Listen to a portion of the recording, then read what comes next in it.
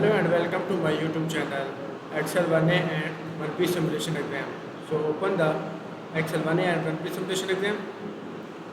So start the Excel 1A and 1P simulation exam. Click the start. So if you want to complete assignments or exams, you can contact on my WhatsApp link and email. If you want to complete my IT Lab course, Microsoft Excel, Microsoft Word, Microsoft PowerPoint and Microsoft Access, we can do online courses in accounting, math, stat, finance, economic static and other courses. So I will guarantee you 90 or 95 plus grade your assignment and you are aware. Excel 1A and 1B simulation exams, click the launch.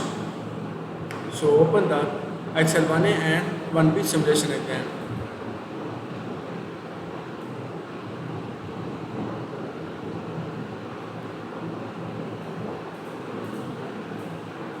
So loading the resources. And total question is 27. We move to the question number 1. Display the formula in the worksheet. So go to the formula tabs and click the show formula. And next is select the column A to E and apply the autofit column. So select the column A and press shift button and select the column B, apply the autofit columns. And next is set the orientation of the worksheet to landscape. So set the orientation to landscapes. So set the orientation to landscape. So go to the page layout tabs and go to the page setup tools and click the landscapes. So next is set the scaling of the worksheet to width of one page. So click the width of one page. So question number 1 is complete. We move to the question number 2. So question number 2 is edit the document property to include the text enrollment as a text and backstage view if necessary. So go to the file tabs and go to the info tabs and click the add the text is enrollment. So type the enrollment and press enter and go to the backstage view and view the print page.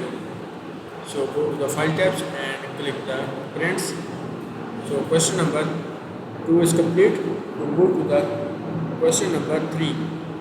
So question number 3 is change the worksheet theme to Wisp.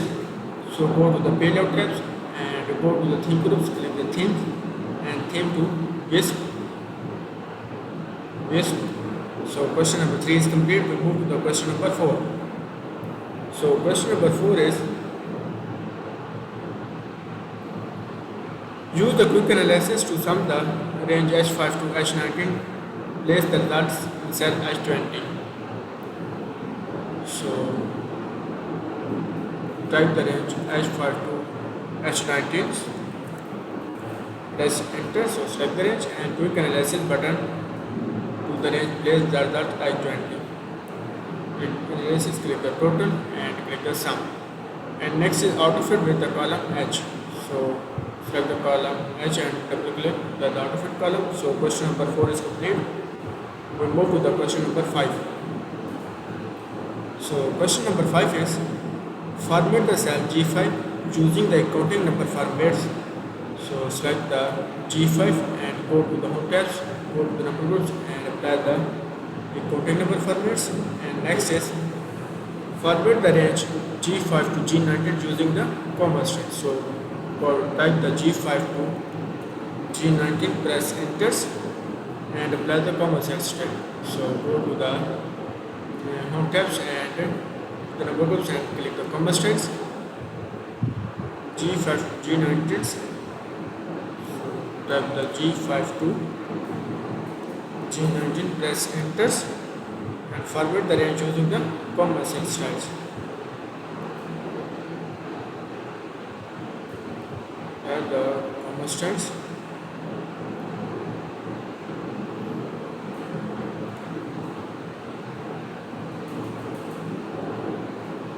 And next is type the group in cell B5.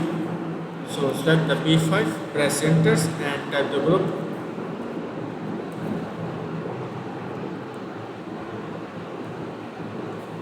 And press enter. And next is select the A12. press enters and type the ratios and symbol.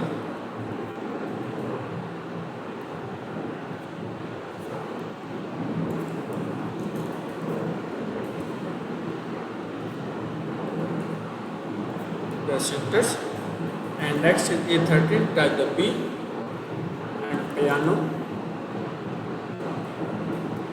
by keyboard and press enter. So question number 6 is complete. We move to the question number 7. So question number 7 is in cell C4 type the January and C4 is the active cell. So select the C4 and type the January, press enter and next is use the fill handle to copy the formula month of series G4 to E4. Select the D4 to E4. So question number 7 is complete. We move to the question number 8. So question number 8 is type the 18 in cell C5.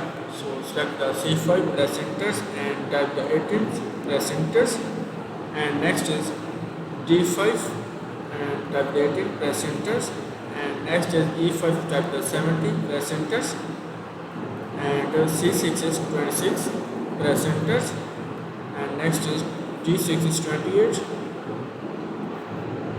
press enter and next is E6 is type the 28, press enter. So question number 8 is complete. We move to the question number 9.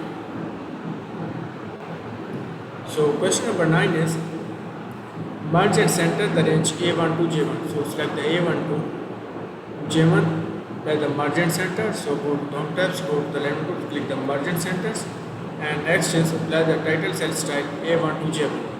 So type the A1 to J1, press centers and apply the title cell styles. Apply the title cell styles and next is merge and center the range A2 to J2. So type the A2 to J2, press centers and merge and centers and next is A2 to J2, apply the heading 2 cell styles. Apply the heading 2 cell styles and select the non-adjusted edge A4 to F4, A5 to A19 and then apply the heading 4 cell style. So type the A4 to F4, press enters and A5 to A19, A5 to A19 and apply the heading 4 cell styles. So question number 9 is complete. We move to the question number 10. So question number 10 is